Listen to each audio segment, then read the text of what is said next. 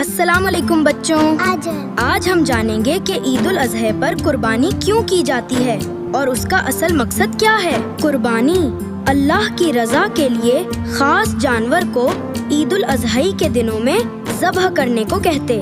جب اللہ تعالیٰ نے حضرت ابراہیم علیہ السلام کو اپنے بیٹے حضرت اسماعیل علیہ السلام کی قربانی کا حکم دیا تو انہوں نے فوراً اللہ کا حکم قبول کیا۔ اللہ تعالیٰ نے حضرت اسماعیل علیہ السلام کی جگہ ایک دمبا بھیج دیا اور حضرت ابراہیم علیہ السلام کی اطاعت کو پسند فرمایا۔ اللہ تعالیٰ فرماتے ہیں، اللہ تک نہ ان کا گوشت پہنچتا ہے اور نہ خون، بلکہ تمہارا تقویٰ پہنچتا ہے۔ اللہ کو تمہارا اخلاص اور تقویٰ پسند ہے۔ قربانی کا اصل مقصد اللہ کی رضا، اخلاص اور غریبوں کی مدد کرنا ہے۔ عید الاضحیٰ کے دن صفائی کرنا، اچھے کپڑے پہنا، عطر لگانا اور نماز عید ادا کرنا سنت ہے۔ اللہ اکبر، اللہ اکبر۔ بچوں، قربانی صرف جانور ذبح کرنے کا نام نہیں، بلکہ اللہ کی اطاعت، محبت اور تقویٰ کا درس ہے۔ عید مبارک۔